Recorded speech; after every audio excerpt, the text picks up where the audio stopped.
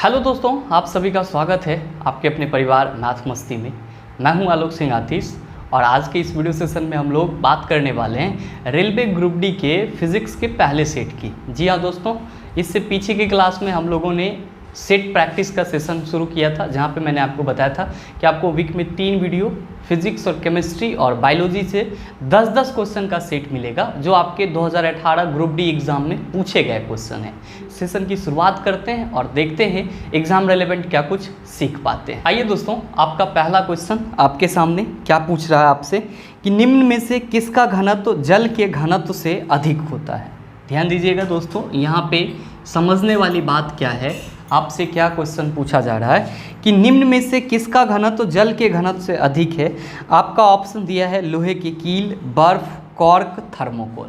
आप सबों को पता है दोस्तों कि जिस किसी भी चीज़ का घनत्व अधिक होता है, जिस किसी भी चीज़ का घनत्व अधिक होता है, घनत्व क्या होता है, अधिक होता है। किससे सर अधिक होता है? तो किससे अधिक होता है? जल से। किससे अधिक होता है? जल से। तो वो वस्तु क्या होती है? जल में डूब जाती है। जल में क्या होता है? डूब जाती है।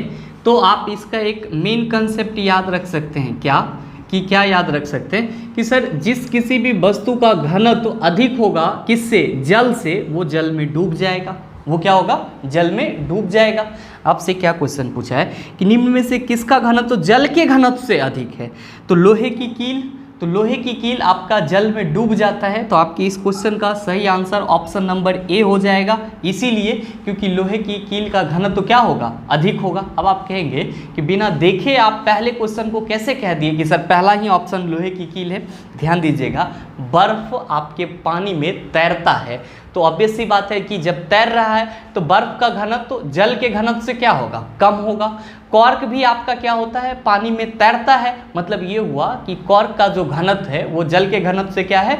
कम है।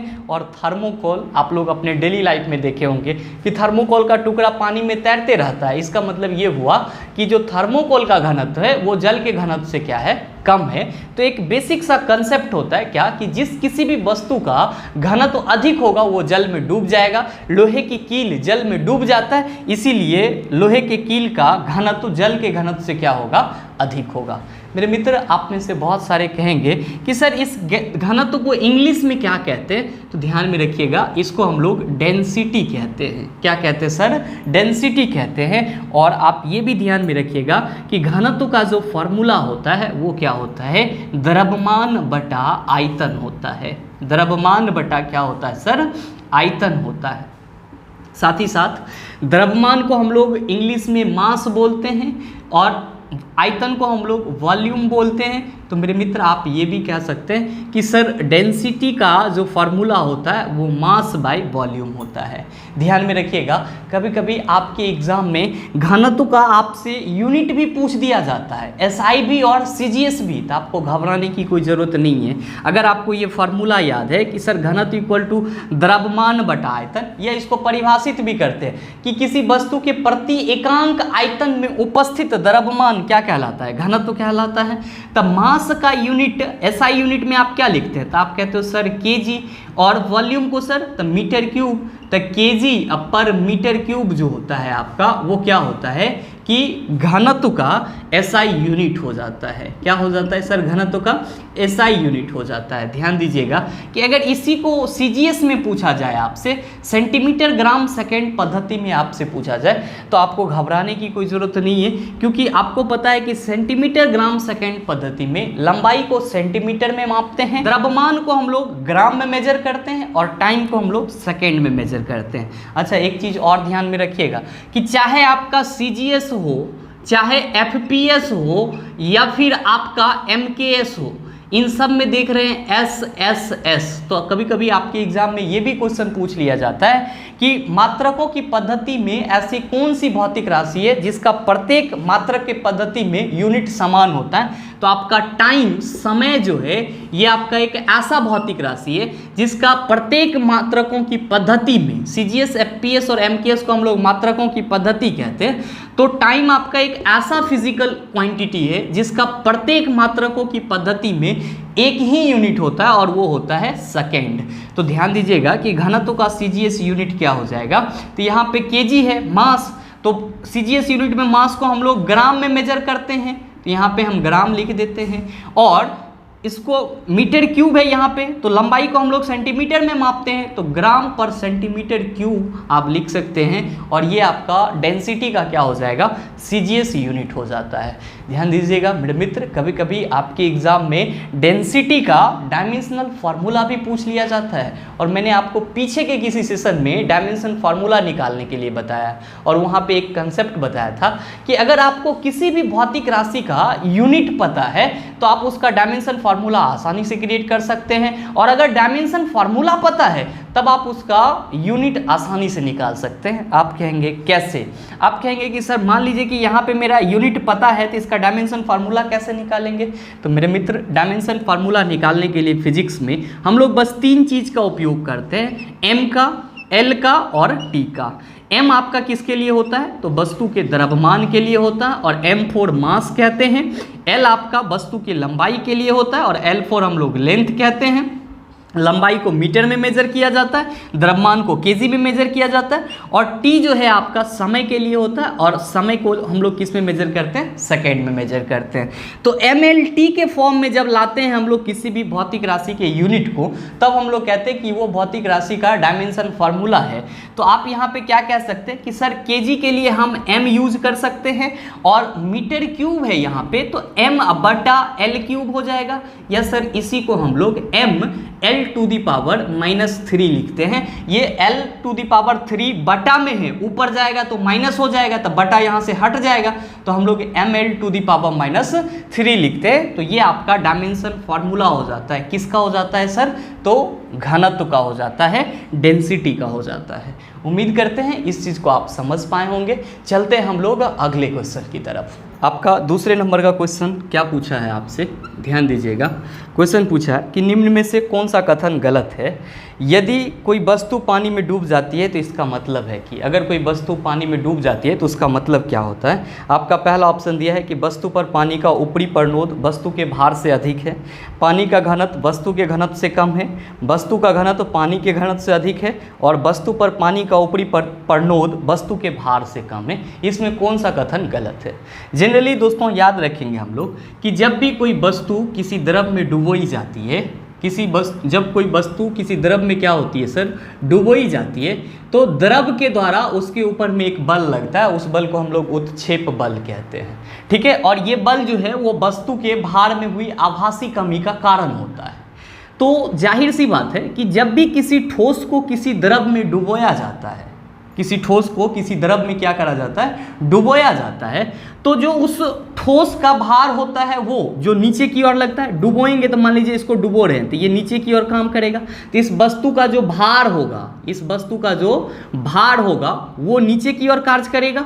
और इसके ऊपर में क्या होगा सर कि यहाँ पे हम गलत साइन दे दिए, इसको ऐसे समझ लीजिए कि ये जो भार है ये नीचे की ओर कार्य करेगा, और यहाँ पे ये पानी इसको ऊपर की ओर लगेगा, तो इसको हम लोग उत्क्षेप बल कहते हैं। इसको हम लोग क्या कहते हैं सर? उत्क्षेप बल कहते हैं। ठीक है, इसको आप W1 मान लीजिए और इसको आप W मान लीजिए। ठीक है, जब भी आपको इस तरह का सिचुएशन दिखेगा तो 3 कंडीशन यहाँ पे अप्लाई होते हैं। कितने कंडीशन अप्लाई होते हैं? 3 कंडीशन। पहला कंडीशन क्या होता है कि पहले सिचुएशन में अगर वस्तु का जो भार है, ये जो वस्तु का भार है ये क्या हो? बड़ा हो। किससे?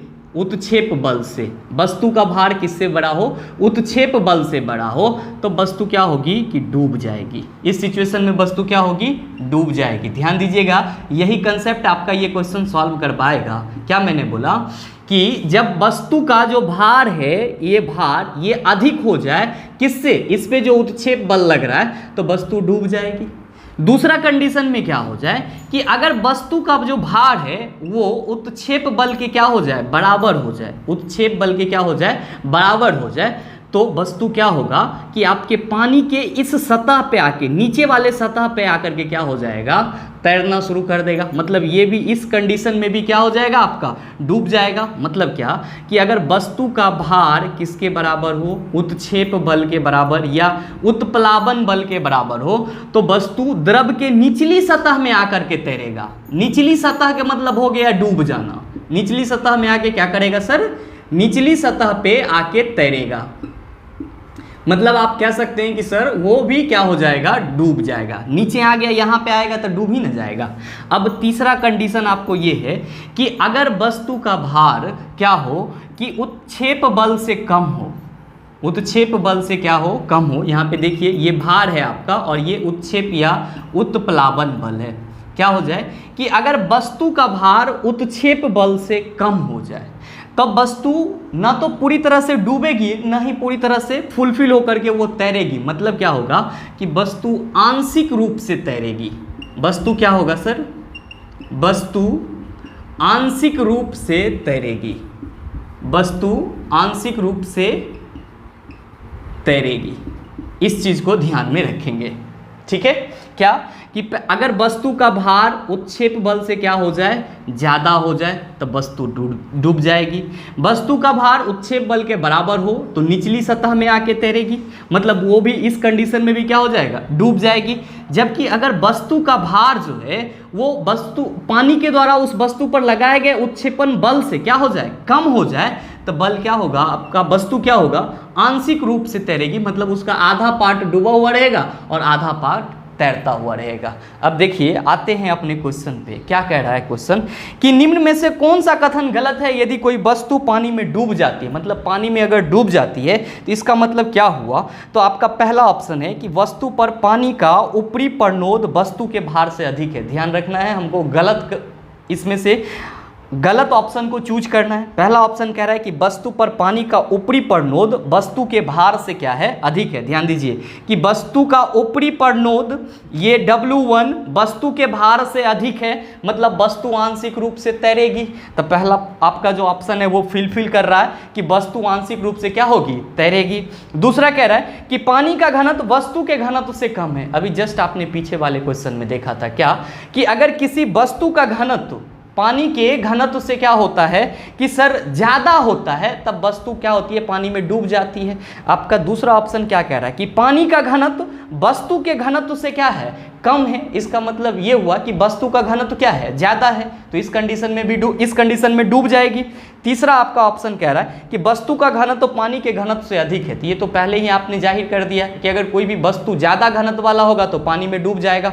मतलब ऑप्शन सी भी आपका क्या कर रहा है, वस्तु को डुबो देगा। और फिर आपका चौथा कह रहा है कि वस्तु पर पानी का ऊपरी प्रणोद जो उत्क्षेपण बल लग रहा है उस पर, वो वस्तु के भार से क्या हो, कम हो। तो ध्यान दीजिएगा ये आपका क्या कह रहा है कि वस्तु का जो ये ऊपरी प्रणोद है, उत्क्षेपण बल है, ये वस्तु के भार से कम है। तो आपका ऑप्शन डी इस चीज का व्याख्या कर रहा है। और मित्र आप इसमें देख रहे हैं वस्तु क्या हो रही है, डूब जाएगी।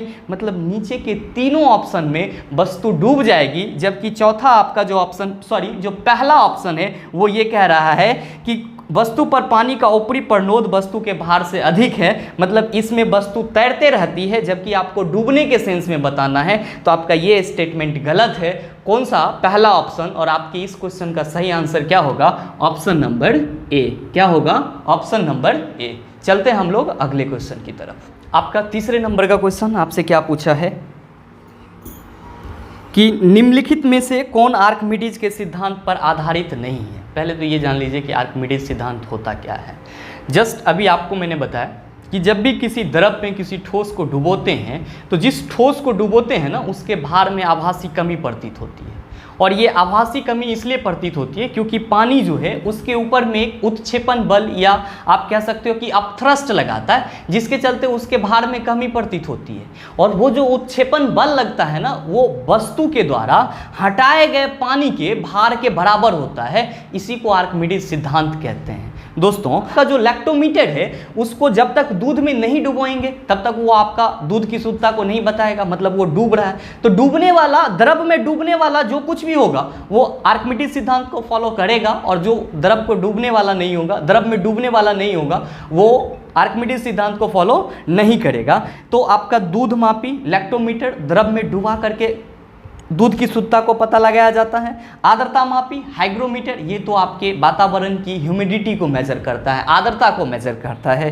द्रव घनत्व मापी हाइड्रोमीटर, ये जब तक द्रव में नहीं डुबोएंगे तब तक हाइड्रोमीटर काम नहीं करेगा। मतलब ये हुआ कि आपका जो द्रव घनत्व मापी है वो आर्किमिडीज सिद्धांत पे काम करता है। पनडुब्बी भी या आर्किमिडीज सिद्धांत पे काम करता है। जबकि आपका आर्द्रता मापी जो है ये वातावरण के वायुमंडल के आर्द्रता को मापती है, इसलिए ये आर्किमिडीज सिद्धांत पे काम नहीं करता। तो आपकी इस क्वेश्चन का सही आंसर ऑप्शन नंबर बी हो जाएगा। चलते हैं हम लोग अगले क्वेश्चन की तरफ। आपका जो चौथे नंबर का क्वेश्चन है बहुत ही आसान सा न्यूमेरिकल क्वेश्चन आपसे पूछा है। क्या न्यूमेरिकल क्वेश्चन पूछा है कि एक वस्तु 4 मीटर पर सेकंड के एक समान वेग के साथ आगे बढ़ रही है जिसकी गतिशील ऊर्जा 120 जूल है, उसमें वस्तु का द्रव्यमान खोजें। मेरे मित्र, इस टाइप के क्वेश्चन बहुत ही आसान होते हैं, बस आपको इसके डाटा को समझना है। पहले न्यूमेरिकल क्वेश्चन जब भी मिले तो आप ये कोशिश कीजिए कि उसमें क्या डाटा दिया हुआ है और उस डाटा को पहले लिख लीजिए और फिर आप उसको क्या कर सकते हैं, सॉल्व कर सकते हैं फार्मूला के अकॉर्डिंग। हाँ, फार्मूला आपको मालूम होना चाहिए। तो आपकी इस क्वेश्चन में क्या कह रहा है कि एक वस्तु 4 मीटर पर सेकंड के एक समान वेग से चल रही है, तो भी आपका कितना हो गया सर? तो भी 4 मीटर पर सेकंड है। गतिशील ऊर्जा मतलब कैनेटिक एनर्जी की बात कर रहा है, तो कैनेटिक एनर्जी आपका 120 जूल है। आपसे पूछा है कि वस्तु का द्रव्यमान क्या होगा, m क्या होगा। तो मेरे मित्र, आप सबों को पता है कि कैनेटिक एनर्जी का जो फार्मूला होता है वो क्या होता है सर? तो वो होता है हाफ mv²। क्या होता है? Half mv²। यहाँ पे आपको कैनेटिक एनर्जी कितना दिया हुआ है? 120 जूल हाफ, और आपका जो m है वो आपको निकालना है। तो v² मतलब 4 को 2 बार गुना करके लिख दीजिए, तो 2 2 जा कितना हो जाएगा? 4। तो ये 120 इक्वल टू कितना हो गया? 4 2 जा 8। तो 8m यहाँ पे हम करते हैं इसको डिवाइड, तो 15 8 120, तो m इक्वल टू क्या हो जाएगा आपका? 15 हो जाएगा। m इक्वल टू कितना हो जाएगा? 15 हो जाएगा। मतलब आपके इस क्वेश्चन का जो आंसर होगा वो ऑप्शन नंबर ए 15 kg होगा। ऑप्शन नंबर ए 15 kg होगा। दोस्तों, एक बात और मैं आपको बता दूं कि आपके साइंस न्यूमेरिकल का कोर्स योर क्लासेज ऐप पे चल रहा है, जिसका लिंक मैंने नीचे डिस्क्रिप्शन में डाल रखा है। उसमें क्या है कि आपको जितने भी फिजिक्स और केमिस्ट्री के टॉपिक हैं जिससे आपका न्यूमेरिकल क्वेश्चन पूछे जाते हैं, तो पहले उसका थ्योरेटिकल कंसेप्ट देखते हैं और साथ ही साथ उससे संबंधित क्वेश्चन को देखते हैं। अगर आप लेना चाहते हैं कोर्स को तो आप वहाँ पे कूपन कोड के रूप में मैथ मस्ती लगा सकते हैं, ताकि आपको 10% का पूरा ये मिल जाए, डिस्काउंट मिल जाए। और हाँ, याद रखिएगा कि आपकी इस बैच में 3 वीडियो पर डे अपलोड होते हैं, तो अगर आप देखना चाहें कोर्स को तो लिंक नीचे डिस्क्रिप्शन में है, आप जा करके देख सकते हैं। आपका जो 5वें नंबर का क्वेश्चन पूछा है, बहुत ही आसान सा सवाल। क्या पूछा है कि डैश ऊर्जा में 2 प्रकार की ऊर्जा होती है। देखिए, आपका पहला ऑप्शन दिया है विद्युत, दूसरा ऑप्शन दिया है रासायनिक, तीसरा दिया है ध्वनि।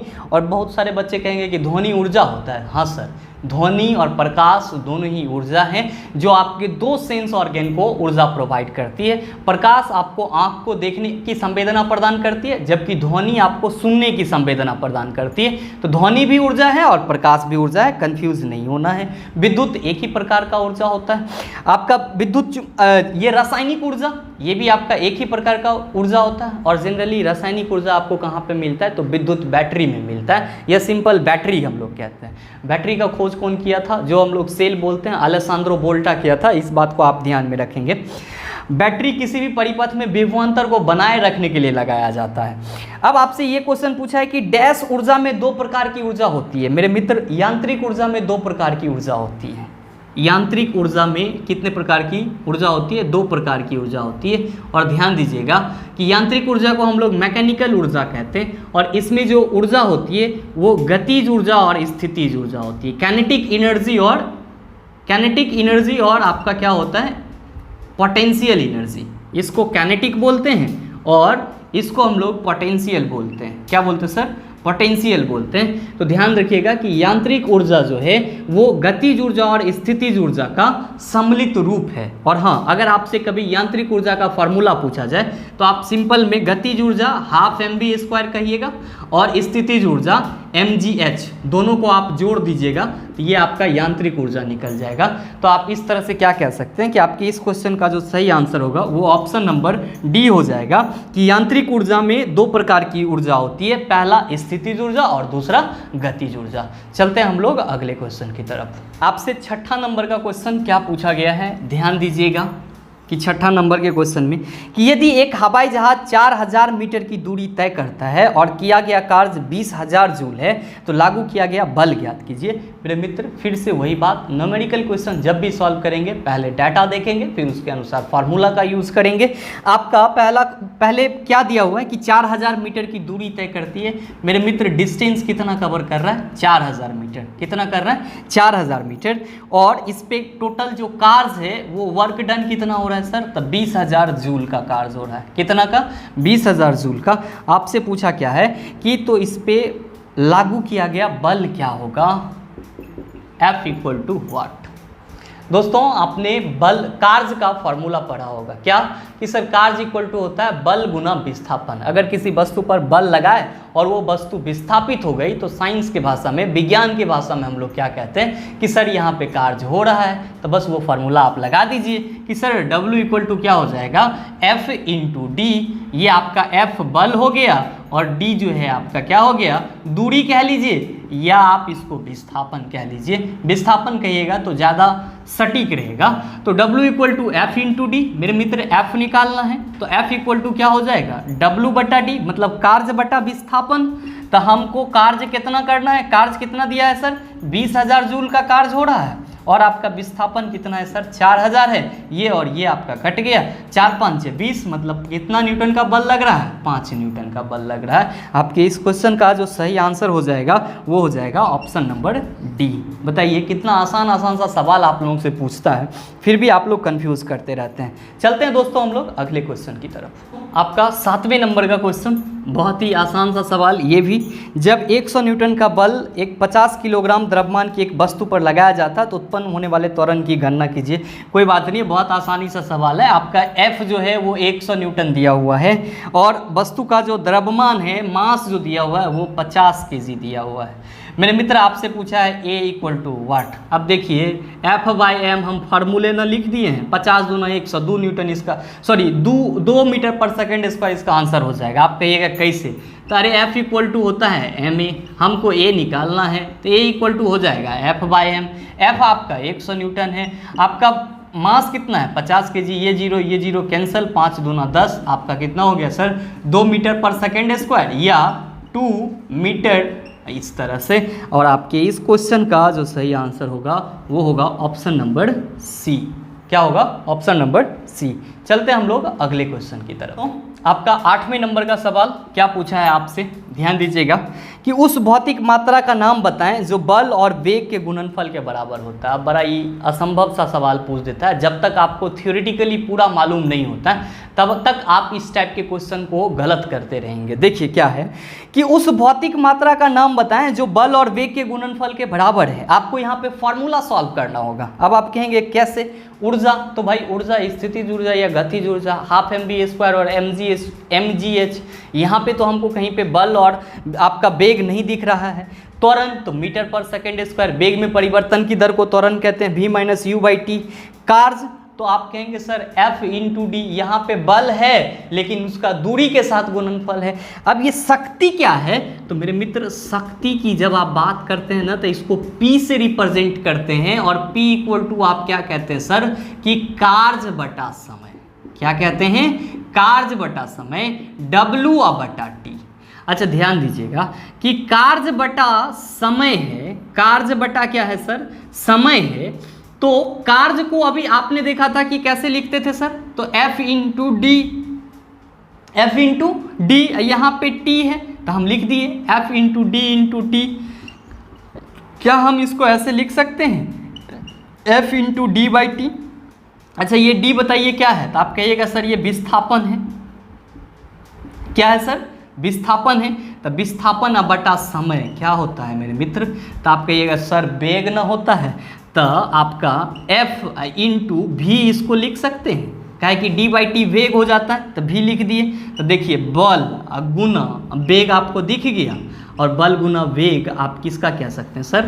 पावर का कह सकते हैं, शक्ति का कह सकते हैं। तो आपकी इस क्वेश्चन का सही आंसर ऑप्शन नंबर डी हो जाएगा।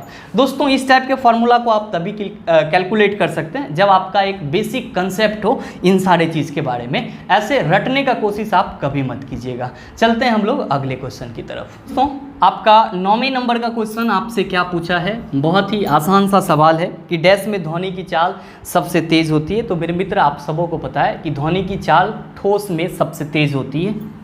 ठोस में ध्वनि की चाल 5000 मीटर पर सेकेंड हम लोग बोलते हैं, ठीक है। और वायु में या फिर आपका गैस में 332 मीटर पर सेकेंड या 340 मीटर पर सेकेंड भी आपको लिखा हुआ मिल जाता है। अच्छा, फिर नेक्स्ट है आपका किस वे कह रहा है? ठोस वायु तो हो गया आपका, द्रव अगर पूछ दे तो याद रखिएगा 1500 मीटर पर सेकेंड। और आपके ऑप्शन में डैश में ध्वनि की चाल सबसे तेज होगी, तो वायु में तो सबसे कम होगी, पानी में वायु से कम होगी, और केरोसिन तो केरोसिन तेल भी आपका द्रव ही है। तो आपका जो स्टील है इसमें वायु की चाल क्या होगी? सबसे तेज होगी। मतलब आपकी इस क्वेश्चन का सही आंसर ऑप्शन नंबर सी होगा। चलते हैं हम लोग अगले क्वेश्चन की तरफ। तो आपका 10वें नंबर का क्वेश्चन आपसे क्या पूछा है? बहुत ही आसान सा सवाल कि यदि किसी दर्पण की फोकस लंबाई प्लस 15 मीटर है तो यह है। मेरे मित्र आप याद रखिएगा, क्या याद रखिएगा कि जब हम उत्तल दर्पण की बात करेंगे, किसकी बात करेंगे सर? उत्तल दर्पण की बात करेंगे, तो इसका जो फोकस लेंथ होगा ना, फोकस, ये क्या होगा आपका? प्लस में होगा। क्या होगा? प्लस में। अवतल अगर होगा तो क्या होगा? अवतल दर्पण होगा तो हम क्या कहेंगे सर? माइनस में होगा।